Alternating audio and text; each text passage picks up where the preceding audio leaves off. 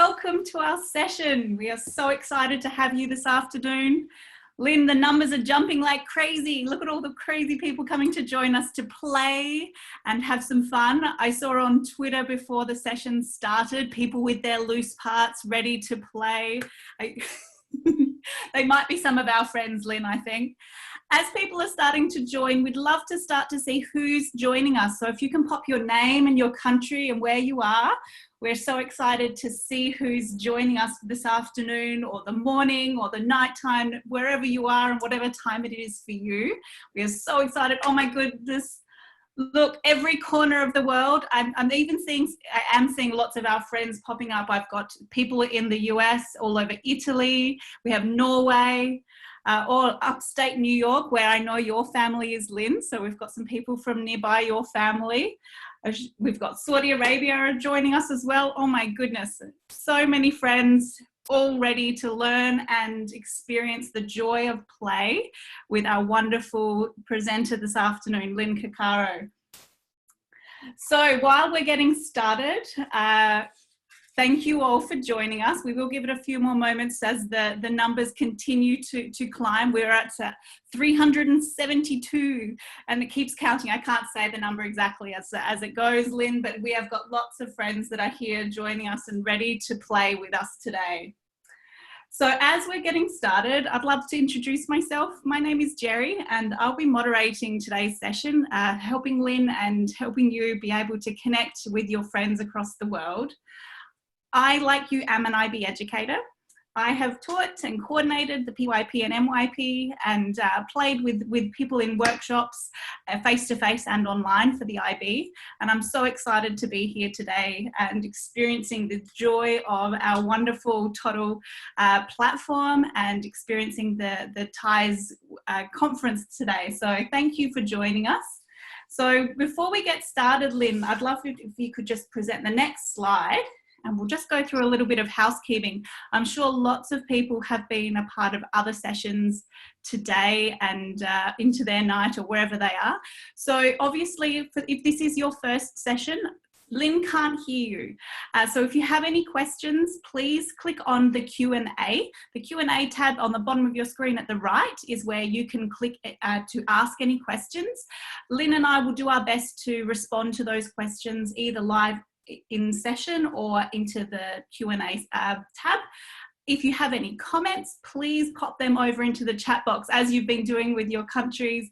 Make sure that your setting is on the reply to panelists and attendees. So please look out for that on your settings. Lynn will ask us to pause and reflect. Lynn is a wonderfully reflective practitioner, so we'll ask us to work hard ourselves during this session to make sure that our brains are on what play truly means for us in our practice. So please look out for some really interesting, thought-provoking prompts from Lynn. We will not be using the raise your hand feature, so please just continue to use the two different forums for questions or comments. Please don't forget to add to the constant stream that has been on Twitter all day today. I think it has exploded quite a bit. So using the hashtag ToddleTies, if you're on Twitter and if you're on Instagram, the @Toddle app as well. So thank you so much. I think that's all my wonderful housekeeping notes that I have today for us all, Lynn. So I'll hand over to you. And I know we are in wonderfully capable hands as we explore play with you today. So thanks so much, Lynn. Oh, thank you, Jerry. It's wonderful to be here today. I'm delighted to join the Toddle team. I'm delighted to join you, Jerry, and to join all of you tuning in at home too. So just a little bit of background about me. For the last 20 years, I have spent my time as a PYP and MYP coordinator. So I'm really grateful to have spent all of my time in education within the IB framework. And in 2008, I became an IBIN educator as a way to continue learning and leading beyond my local community here in Hilton Head, South Carolina in the United States. And I really enjoyed gaining a wider perspective, so much so that I founded the Global Collaborative. Oops. got a little bit ahead there. Sorry, I don't know what happened. I started the Global Collaborative in 2012 as a way to continue learning from the global community and supporting inquiry schools of all contexts. So I've been a play advocate for a while now, and the more I watch free play in action and truly believe children to be capable, creative, and curious learners, the more passionate I've become in further supporting play with schools and families. So I'm guessing that if you're tuning in today, you're likely already a play advocate, and it's wonderful to be able to hold space for these important conversations about play. So as we move into play, I'd love to begin by jumping into the why of play. And just to make sure that we have enough bandwidth as we go, I'm going to be switching off my camera to make sure that Wi-Fi holds up throughout the course of this. So as educators, we know that play is the primary way that children learn. We know that play provides opportunities for children to learn as they discover and create, as they improvise and imagine. Play is a powerful form of scientific exploration. As children build theories, they try, they test, and they share out new ideas. It's a process of problem solving as well as problem posing, and it allows for multiple iterations. Play fosters our creativity and it develops our imagination. At the same time, play develops positive dispositions towards challenge and risk-taking. What's interesting about play is that it's a really roomy subject. It's difficult to define play because it's culturally and contextually determined. So many researchers find that describing play is better done by looking at its characteristics than actually defining it. Lynn, a quick request from the audience for you to be a little louder, please. Sure. Thank you. Yes, let me turn volume up there, absolutely. So to help advance the discourse around a definition of play, I'd like to share some research that comes from the Strong Museum of Play. It's located in Rochester, New York, and our family has been a few times. And it's as engaging for my 5-year-old as it is for my husband and I. So if you're anywhere close to the area, I definitely suggest a visit. It's also home to a play-based preschool, and the museum holds a lot of opportunities for professional learning for educators. And what's interesting about this definition of play is that it really looks at and walks us through the different elements.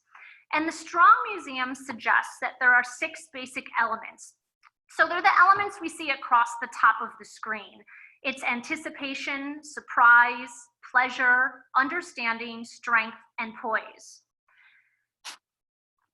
All of these are present when we play. And to read this chart fully, what we do is when you read downward, you see how elements grow more powerful as you play. So beginning under anticipation, beginning with interest, and then leading to full wonderment. Looking at appreciation and it building over time to astonishment.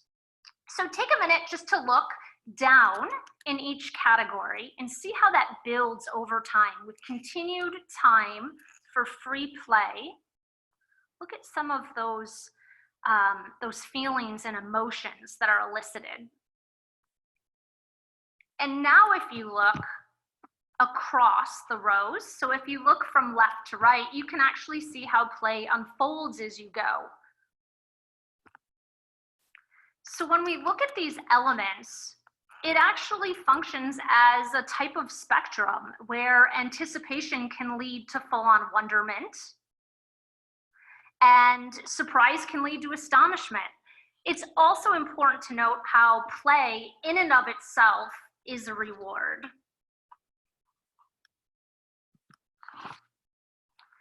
So as Peter Gray, the author of Free to Learn, and several other play theorists tend to define it, play is first and foremost, it's self-chosen and it's self-directed. It's what one wants to do as opposed to what one is obliged to do. So in free play, players choose freely whether or not to play. They make and change the rules as they go along, and they're always free to quit. The ultimate freedom in play is the option to quit at any time. People who begin to feel that their needs or desires are not met in play will quit. And that's why children learn in play to be sensitive to others' needs and to strive to meet those needs. It's through play that children learn on their own, with no lecture, how to meet their own needs, while at the same time satisfying the needs of others. And from a societal standpoint, that's a pretty profound lesson. So, self-chosen, self-directed, and free to quit. Activities that are chosen by teachers and directed or evaluated by teachers are not considered free play. And that alone can be a shift in thinking as you consider the opportunities for free play in the early years classroom. What we know about choice is that it's especially connected to motivation. Children generally lose motivation when they lose choice, when adults are in charge. And so when that happens, they don't really learn how to become more agentic, which is structuring their own activities, solving their own problems, and taking charge of their own lives. Choice is so important that it's one of the core foundations of Harvard's pedagogy of play, a research collaboration between Project Zero and Lego. Their indicators of playful learning describe choice as autonomy, empowerment, intrinsic motivation, and ownership. It's important to note that play is also a process that sparks wonder and delight. Wonder from risk-taking, improvising, pretending, inventing, and exploring, and delight that brings satisfaction, enjoyment, excitement, inspiration, and flow. If you've ever watched young children at play, you've likely observed that free play has the power to sustain attention over long periods of time. Children are completely immersed in the activity. They lose track of time and they're not easily distracted.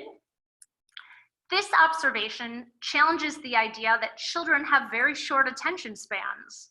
It turns out that when children are engaged in free play, when learning is chosen and not done to them, children enter into what psychologists call a state of flow. Child-directed learning environments that center around free play, they intrinsically motivate children and learning because they're engaging in play for the sake of the experience and not for a reward at the end. And so this relaxed alertness, it's the ideal state of mind for learning, creativity, and insight. It's also important to note that in times of crisis, like the COVID crisis we're experiencing right now, free play acts as a release valve. It mitigates stress by allowing children to work out their fears and their questions. With so many schools closed right now due to COVID, children across the world have experienced a disruption in their daily life, and they faced a great deal of change in a pretty short period of time. Play allows us to relax and forget our worries. In play, children process the world around them, they work through their emotions, and build resiliency. It's important that we intentionally hold space for free play in students' remote home learning, as well as plan for opportunities for ample free play when schools do reopen. So let's talk a little bit more about skill development through play. There's so many different ways that we develop through play, but as the Committee on the Rights of Children reminds us, some of those are the cognitive, emotional, social, and physical development. So from a cognitive standpoint, we know most certainly that play develops scientific and mathematical thinking.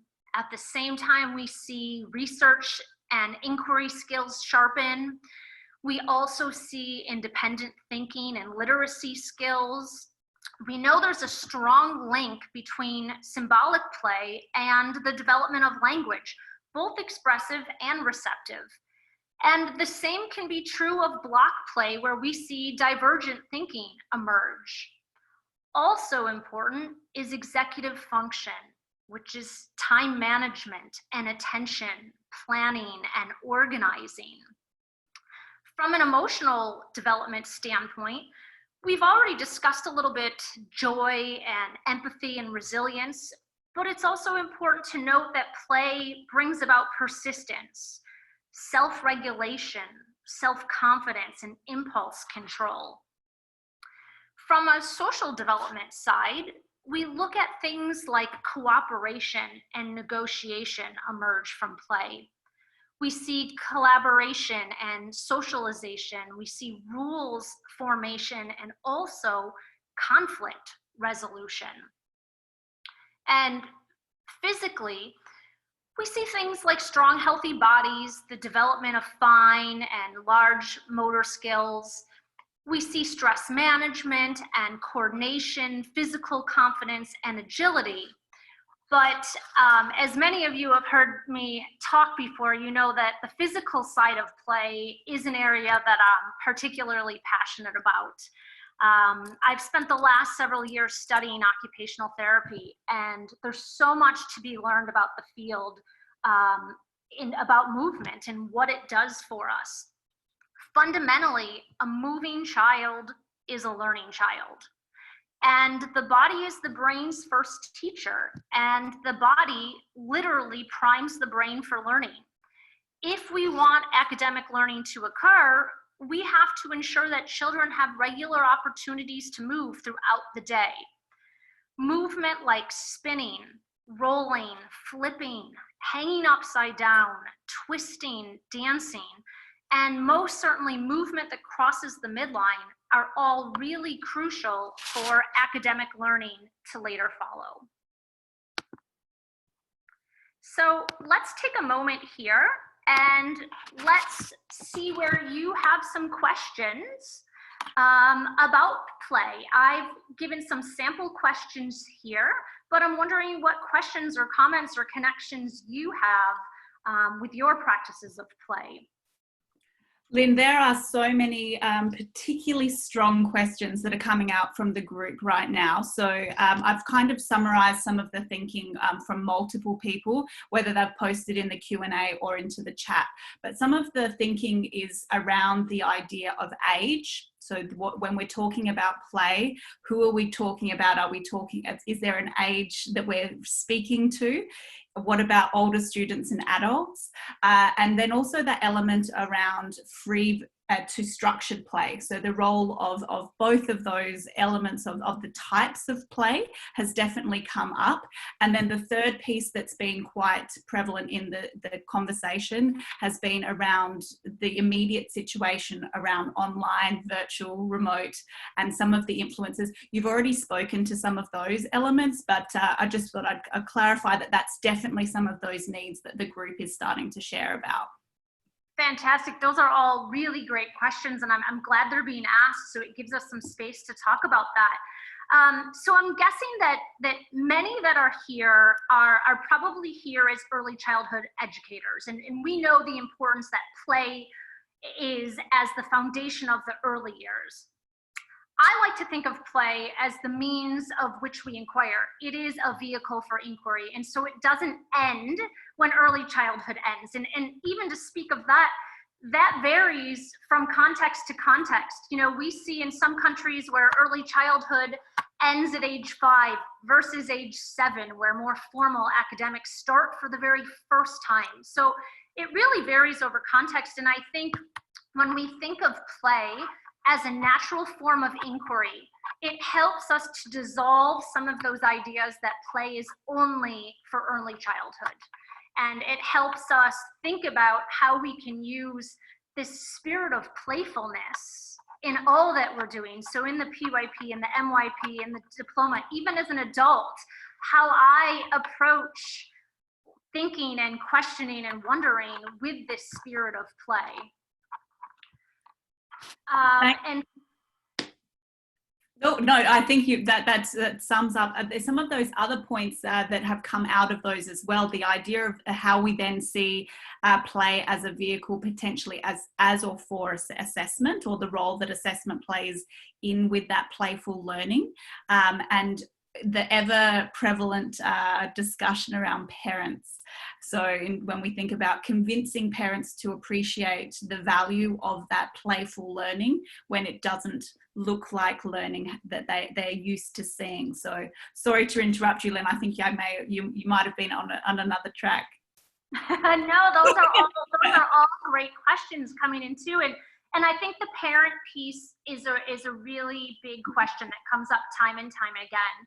How do we make the transition from what school looked like for our students' parents to the model that we're now advocating for? And I think it comes from education.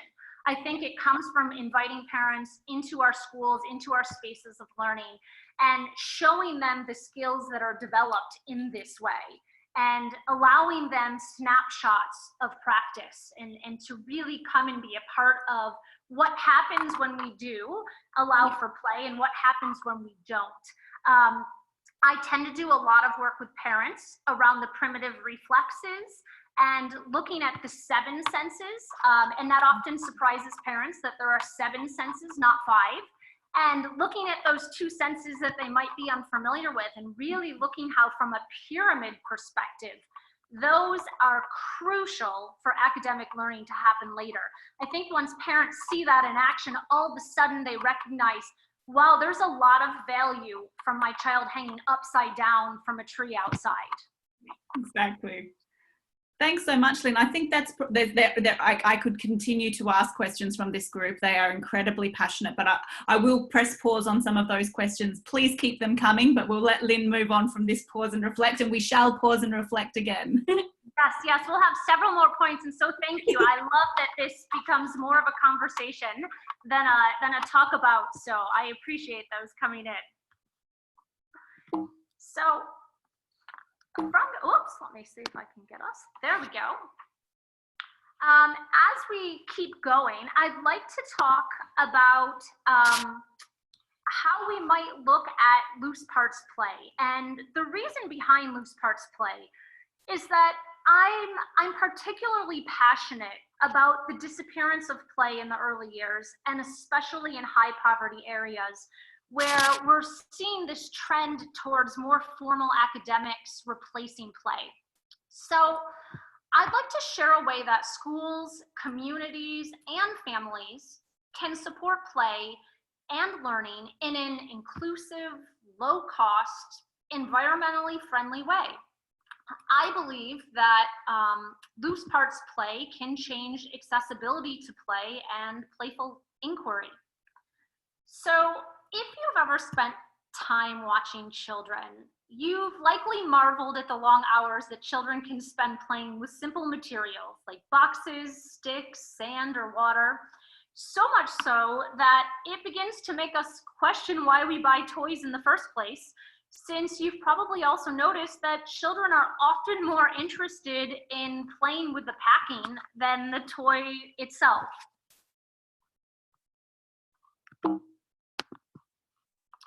And that's because children usually prefer play that stimulates their curiosity and gives free rein to their imagination and creativity. I find one of the best ways to enhance children's natural curiosity is to offer a wide variety of materials known as loose parts. So loose parts are any collection of natural or man-made objects that can be used to further extend ideas in children's play. Loose parts are objects that spark curiosity, innovation, creativity, questions, problems, ideas, and even emotions. Often alluring and beautiful in unique ways, loose parts can be moved, designed, redesigned, put together, and taken apart in a variety of ways. There's no predetermined use or function. Loose parts are open to a child's interpretation and creative thinking. So a loose part can become absolutely anything. Loose parts can be thought of as the way for children of all ages to unlock the cognitive and creative mindset that allows them to build, to deconstruct, to persist and create, and work together to build creative capacity. No matter the age, children can explore with the same materials and use them in different ways suitable for their age development. So here's where we really see play transcend the age groups, where it moves beyond just an early childhood component and through all age groups. So in this way, a stone might become a character in a story, an acorn can become an ingredient in imaginary soup. Let's see, a scarf becomes a fishing pond, a lid can become a steering wheel. These objects invite conversations and interactions, and they encourage collaboration and cooperation. They encourage an understanding that there's multiple ways to interpret and experience the world. And in this way, loose parts promote empathy because they support creativity and imagination. So let's look a little bit at the origin of loose parts. Simon Nicholson, a British architect, he coined the term in the 1970s. And Nicholson saw people of every age as potentially creative. But creativity doesn't just happen, we know that. Supporting the capacity to be creative requires an intentionally designed curriculum and environment. Nicholson believed the richness of an environment depends on the opportunities it provides for making connections. So when an environment is rich in loose parts, children are likely to discover multiple ways to manipulate them. In doing so, new ways of thinking and processing the learning emerge. Children can use flat tree cookies, as pictured here, to serve as a sturdy base for a tall tower, a steering wheel for a race car, a lily pad for a frog, or stepping stones across a pit of hot lava. Children become more creative and flexible in their thinking while satisfying their ever-growing curiosity and a love of learning, all of which is paramount for developing inquirers of all ages. So loose parts offer children of all ages an infinite play opportunities and to influence those in ever-changing ways. Loose parts allow children to do the thinking instead of a manufactured toy that has set directions. And this is beneficial because it reaches a deep cognitive level of thinking and problem solving and flexible thinking. So let's talk a little bit here about the components of loose parts. First, they're captivating in that loose parts are kind of like magnets to children who are naturally curious, and they gravitate towards novel objects like stones, pine cones, and driftwood. They're open-ended. So loose parts offer infinite play possibilities. They differ from closed toys, such as a jack-in-the-box, where children might use that toy a few times, maybe even just once. They master it and they're finished. In that way, toys tend to have a lifespan. But loose parts, on the other hand, offer multiple rather than single outcomes. So unlike a jigsaw puzzle, whose pieces are meant to fit together in a really specific way to make a singular picture, loose parts can be joined in many ways. It's this linkable feature, if you will, that allows children to connect ideas across disciplines and concepts. Loose parts can be taken apart and put back together with other materials, representing new ideas and thinking. So the third piece about loose parts is that they're movable, they're mobile. And this is important to consider as we think about transdisciplinary learning across disciplines. Within a PYP framework, we're intentionally trying to dissolve these traditional subject area silos and move towards a more integrated approach based on big ideas that transcend the disciplines. The more I dive into transdisciplinary teaching and learning as a practitioner, the more I really understand the need to be able to combine things and materials from different areas to make broader meaning. And so this idea of movable fits right into that approach. And it begins to challenge our thinking around classroom environments where you might see a set learning area. So when I think about this idea of movable, if you watch children, they move stuff all the time because they want to take things from one place to another. Take the classic block space and all the things that children bring into that area. I've spent some time recently in some early years kindergarten spaces where the block space included so many varieties of materials, mediums, if you will, that children can include in their play. So the space became a space of large-scale creation and meaning making.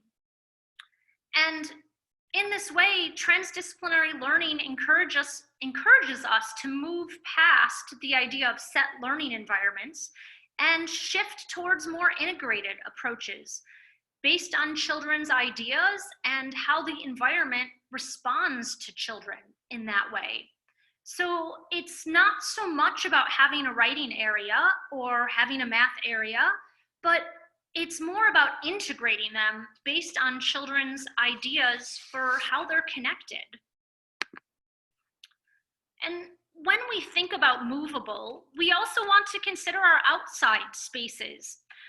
I'm a strong proponent of time spent outdoors for so many reasons, but in this context, nurturing children's relationships with nature cultivates wonder and curiosity. One of my favorite books, The Last Child Left in the Woods, Richard Louv speaks to research that children engage in more creative forms of play in green spaces rather than manufactured play spaces. In fact, it's nature that really excites all the senses. It's where we find some of the richest sources of loose parts. And when we use loose parts in outside areas, we inspire children to change and adapt their play space to meet their own needs and their own wants. Movable loose parts encourage children to move and take agency in their space. So what are some really great outdoor loose parts? Trees, water, sand, mud. Yes, I said mud. Logs, sticks, ramps, boulders, tires. My 5-year-old son attends a Reggio-inspired preschool, and what I notice in the school is that everything in the environment centers around materials. It focuses on the combination of materials, expressing ideas, mediums, and thoughtful interactions. And just like the Reggio schools in Reggio Emilia, there aren't many toys, but rather there's an abundance of materials. And what I notice is the sophistication of their play and how the types of materials really sustain thinking and learning. And so as I've spent time as a practitioner working with loose parts, my own thinking has evolved. And to me, loose parts are no longer just things. To me, it's more of a way of thinking, an approach. Anything and everything can be a loose part. At first glance, loose parts might appear to be only for early childhood, where imaginative play is hopefully more commonly accepted. But at their very essence, loose parts help us work through the tangles and knots of uncertainty, which is certainly a human commonality that spans all age groups. Loose parts provide children and people of all ages the materials and the space to think metaphorically and symbolically. No matter the age, we can create learning environments that have a spirit of playfulness and they're rich in possibilities for curiosity and discovery. Environments that offer loose parts and open-ended materials intentionally spark challenge and delight. They invite dialogue and collaboration, and they support creativity and innovation. Learning spaces that intentionally utilize loose parts encourage learners to become lost in their play. And in my mind, isn't that exactly what we're striving for? Students who are in a state of flow, fully immersed, fully engaged, and fully empowered. So here you see the 7 different types of loose parts, and after understanding the need for loose parts, many educators will ask, where do I begin? Well, you begin by looking around your current collection of materials and recyclables and sorting them. Sometimes that's by texture, sometimes that's by color, and sometimes it could be by the looseness of materials like clay or wire, or the tightness of materials such as blocks or gems. All types of materials provide rich opportunities for children, as all of them can be infused within every area of the classroom. Some of my personal favorite places to gather loose parts are garage sales, thrift stores, businesses that are going out of business, families, recycled home goods, and most importantly, nature. We know that teachers are so often faced with limited resources and budgets. Nature is a cost-effective way to collect beautiful loose parts with little to no cost. So beyond gathering loose parts yourself as an educator and bringing them into the classroom, I think it's really important to provide children opportunities to bring in the loose parts that make up the classroom. My son's school, for example, sends home a bag a couple times a year, and we have so much fun taking nature walks and hunting around our home to find loose parts that spark his interest. And when we do this, we're also creating culturally responsive classrooms in that the materials in the classroom represent the children in the class. So let's take a moment here and let's dive into a little bit of a reflection. I have some questions up again, and I'm sure there's more that have come through the chat stream. So Jerry, I'm gonna have you take us from here as to some of the questions or wonderings or connections that might have come up so far.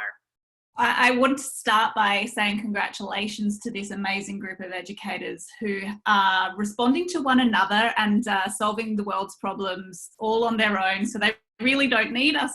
I'm joking, but they are being wonderfully supportive. Yeah, it's beautiful to see the community aspect of this, where people are posting links to various things and responding to each other's questions, which is certainly means that we can focus on a few other things that have been posted, particularly into the Q&A, that I'd love to dig into a little bit more.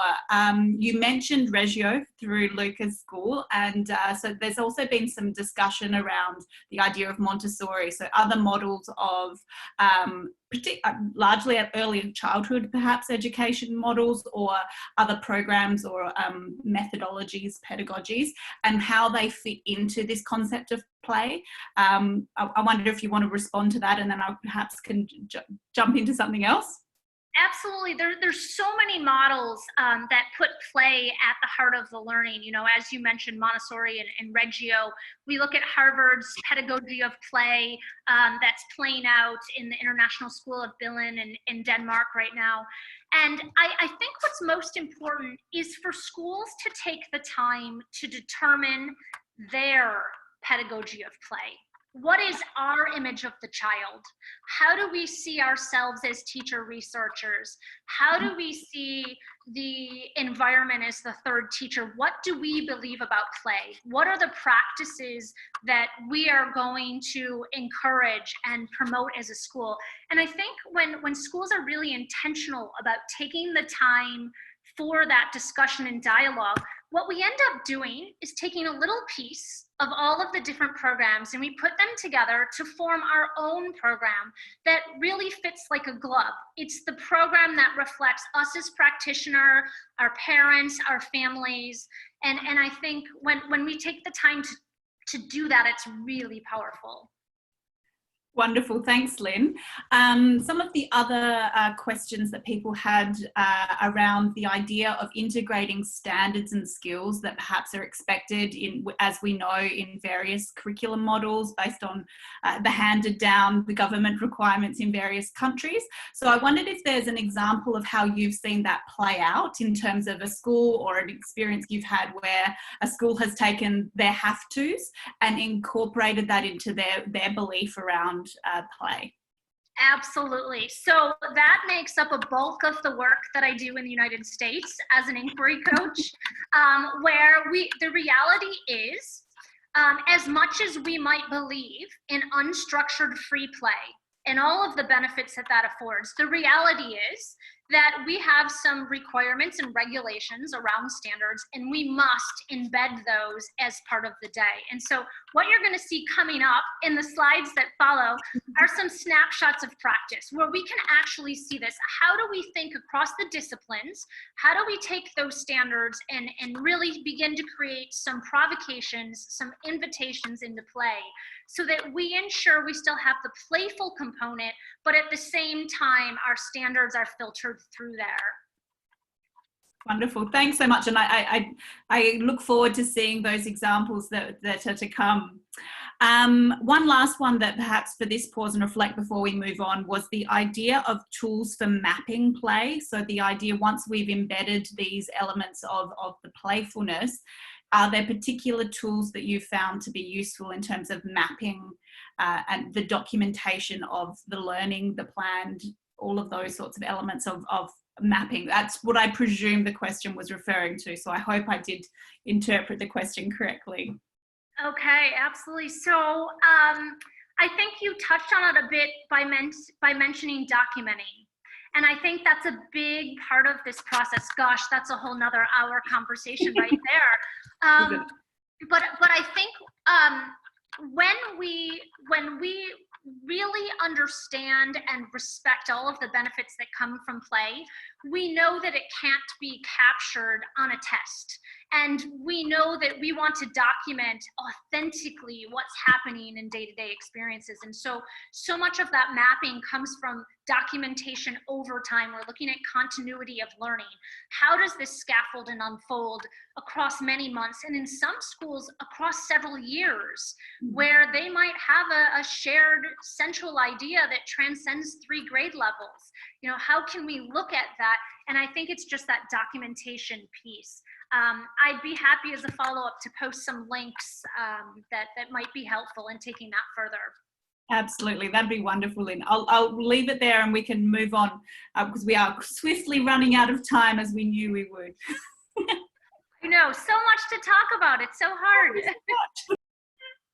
All right, so I think it's really important to go from here into snapshots of practice. You know, it's fine and well to talk about pedagogy and to talk about all of the benefits that play gives us, but I think what's really important, what grounds us, is to not just talk about the why, but talk about the how and talk about the what and see it in action. So we're going to go from here into some actual snapshots of practice. What you're looking at here is an image from Opal School, and last year, at about this time actually, I had the wonderful opportunity to visit and learn at Opal School's study tour for international educators in Portland, Oregon. It was during this 3-day professional development retreat that we explored how playful inquiry might open new doors to learning. And as I visited classrooms in action, I saw how inventiveness was central to daily life in the classroom. Students from preschool to grade 5 utilized materials to catalyze, extend, and make thinking visible.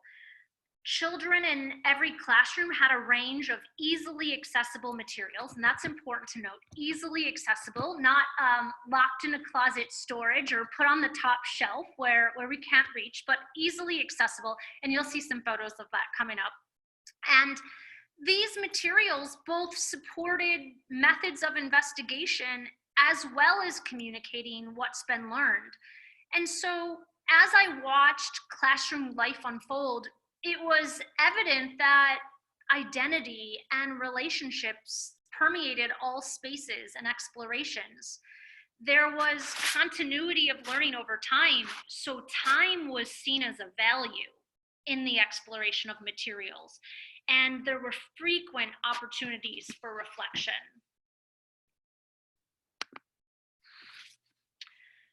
What we know about learning is that it's such an inside-out process. Children need plentiful opportunities to take in new information and turn it out again in ways that are personal and original. One of the guiding principles of Opal School is that it's our responsibility as educators to offer tools and environments where children can make their interpretations and connections visible to themselves and others. What you're looking at here is a classroom where these materials are readily available to children, and children can use these materials as a tool for their thinking. It also really connects, as you can see in these pictures, to playful literacy and the development of stories. Another practitioner that does really great work, beautiful work around loose parts, is Angela Stockman.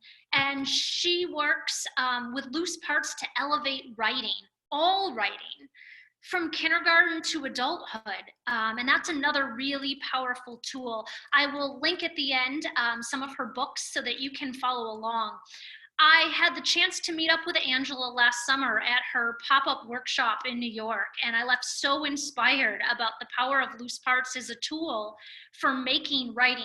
So as we think about some of those things we must do in our classrooms, and we think about our standards, obviously literacy is always going to be a component of that. And thinking about materials encourages us to think about writing as more than just paper pencil, but rather to think about all of the ways that we might make and construct stories before we ever even turn that to print. And that's not just for emerging writers, but that's also for writers at a middle school, high school level.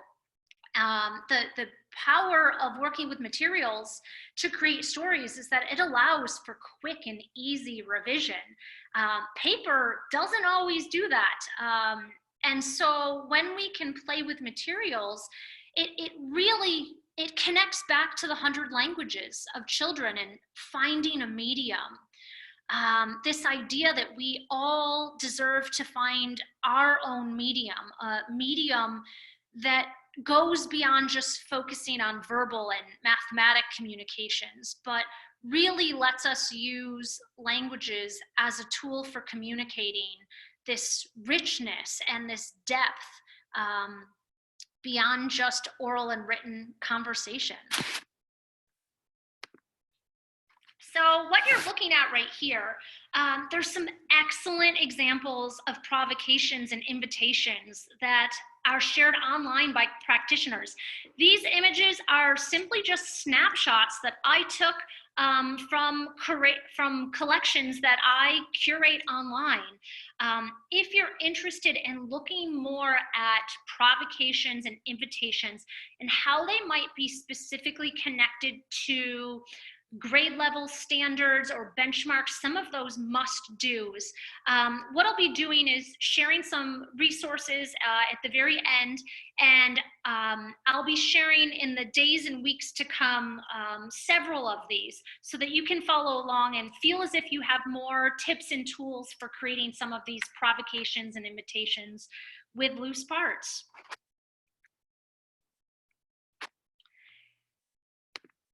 We have hit the last part of our talk today, and I wanted to just open some space for any further connections or wonderings that you might have. Absolutely. So I think a category of conversational questions around the idea of the safety, the mess, the risk factor of the outdoors, some of that sort of thing. Some of those were from some of the fellow Canadian friends or from Minnesota, where we have some harsh winter ideas, and just that notion of maybe a response to that idea of the safety, the mess, and the outdoors. I know Anne will be talking more about the outdoors tomorrow in her session, but I thought I'd just let you know that that's come up in the chat. Absolutely, and those are all questions of consideration. When thinking about loose parts, we can't just think blindly about adding all of this in without this really intentional space of how it's going to be organized and what it's going to be like. And so, mess. There's such beauty in the mess. As difficult as that can be. You know, inquiry lives in that mess. It lives in the messiness of thinking and the tangles and the knots. And so thinking about how we create classrooms that have structure for the mess, where can we allow for that? How do materials get put back at the end of the day? Where do they go? Who does that? Who's in charge of that? Is really powerful. I've been lucky because I get to watch it day in and day out in an early childhood setting that's from 2 to 5 year olds, and to see 2-year-olds quite capable of putting back loose parts and is remarkable. And you really begin to realize how capable children are in creating environments that suit them and their needs well. So I think, you know, the mess is certainly a piece that some of us have to get more comfortable with, myself included. We have loose parts in our house. We don't have many toys. Our house is made up of loose parts. So for me, it meant structuring how and where would these live? Where would they? In fact, I pulled a little one. I asked my son to share his favorite loose parts, and he said, well, I have this special shiny box, and this is where I put all of my really special ones. You'll see a feather. There's things that are unidentifiable in this box, as well as some nature. And so having different ways to store loose parts and thinking about how do we create systems for it. Now, risk. Oh, I love talking about risk, and some of you might have seen my risk talks that I give about out in nature. I'm a strong believer in risky play. I believe there's more to lose by not allowing risky play than there is by, and there's a lot of research actually out from Canada that supports that the more we limit risk, the more likely children are to get injured. Yeah. And so looking at how we do that in places where we have very litigious societies, how can we allow for that? What does that look like? Are definitely conversations that are beginning to happen, and I encourage schools to continue to have in their school communities too. Absolutely. So one of the things that I think has continually come back up through the group is the idea of the older students, upper primary into secondary, of course, and some of the conversation around makerspace, STEM, STEAM. I wonder if that has that intersection in responding to their questions in terms of what does it truly look like for older students to play. And I wonder if you wanted to just respond to that. That was me joining some thoughts together. Absolutely. I think they're all so interconnected. One resource that I might share with you is Angela Stockman's book called Make Writing, in which she specifically talks about that. She's joining loose parts play and this sense of agency around makerspace in a literacy environment. And that spans K through 12. So that could be a great resource. That'd be wonderful, Lynn. I'll leave it there, although I could, as I say, continue to pose the questions from this group all day long. So I'll let you finish off. Okay, super. So my last little piece that I have for you in moving forward, so it's thinking about what if. A couple of years ago, I came across an article about toy libraries, and specifically it was an article in the Atlantic, and it was about a toy library that was popping up in Harlem. And as I did a bit more research, I was really surprised to learn that there are toy libraries all across my local area in the United States. I found them in Denver and Chicago and Rochester, Cape Cod, Minneapolis. The photo you're looking at now is an actual toy library in Pennsylvania. And it began to make me think about, what if in schools we created loose parts libraries, so that not only in our classrooms were we using loose parts, but that we were connecting to the communities in which we live and work. And what if we had a place in our schools where loose parts kits could be available for families to check out at night or over the weekend? And so that led me to actually begin to work with our local library here in starting to have conversations about creating kits, loose parts kits at our local library that are going to be available for family checkouts. And I think, you know, as play advocates, it's our responsibility to think about how we can expand play, how we can expand access for play, and how we might do that in a variety of ways. I'm really excited at the end of this to look through those comments and feedback and to learn more from you and to hear about what you're doing around loose parts play. I have some resources for you right here. I will link these as well on my social media pages. I know there's a lot here. If you want to screenshot that, you're more than welcome to. But I'll also link those for you so that you have them moving forward. This will take you to some of the places where you'll find more. You can find me under the Global Collaborative, and I'll spend the next couple of weeks really extending this conversation and making available resources. And I welcome you to share your stories and your resources here as well, so we can really keep a collaborative conversation around play that continues forward well after this. My goodness, Lynn, how quickly that time has absolutely flown by, and the immense amount of experience and depth of knowledge that you have around play that you've been able to capture and distill into this session. So thank you so much for speaking from your heart, as I know you do, in terms of sharing your expertise and your passion for meaningful, engaging learning, no matter how old you are, and how important that truly is. So we are very close to the end of the session, but if there are any final questions, Lynn will be able to respond to a few final questions at the end, but we will just share just a little bit about Toddle as in terms of our partner in all things PYP, and how we're able to see the three elements of the Toddle offering that is able to help teachers in all that they are doing. And many of those questions that people were asking could be solved through the Toddle platform and the different offerings. We will share a really quick little video. If we might, Lynn, I'll ask you to click forward to the video, my most passionate piece of the puzzle at the moment from Toddle, the Toddle community. So we'll click forward into the video and I'll stop talking. Fantastic.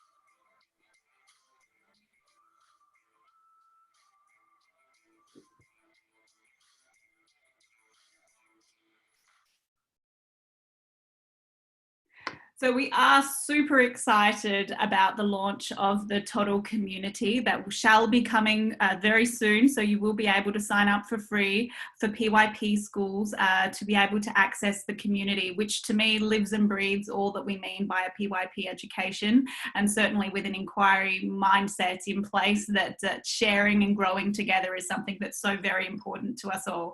So thank you for those moments to see what's behind the curtains in terms of what's still to come from the Toddle family.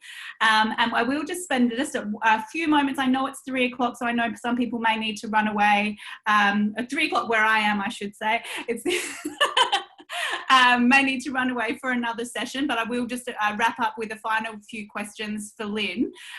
So Lynn, one of the things that did come up that we hadn't really addressed is that idea of the inclusivity piece of play, whether that means from a special needs perspective, whether it means from a language inclusion perspective, and particularly perhaps even the needs of different types of learners. So the competitive nature of certain children, whether they be the typical boy or descriptor or not, from a gender perspective, but that idea of that inclusivity piece of how, why, and we may actually engage in that sort of play. So I wonder if you wanted to respond to that sort of challenge that we face when we embrace this mess. Absolutely. I think the inclusive piece is so important. And it's why I really picked loose parts as a diving in point for play as a way to move forward, because I really do believe it to be inclusive. When we work with materials, it allows children of all ages and genders and abilities to manipulate and use those materials. And so it allows for this really inclusive place where we can explore and think about our thinking in a just right way. Thanks so much, Lynn. I think we have spent so much of this hour immersed in our thinking about being playful, and I'm really looking forward to seeing what comes out of the community in terms of how they take forward this spirit of playfulness into their own classrooms, whether they be real or virtual, as they are for many people still at this time. So for those who are Spanish speakers, some of them have already exited and head over to our next workshop, which is in Spanish.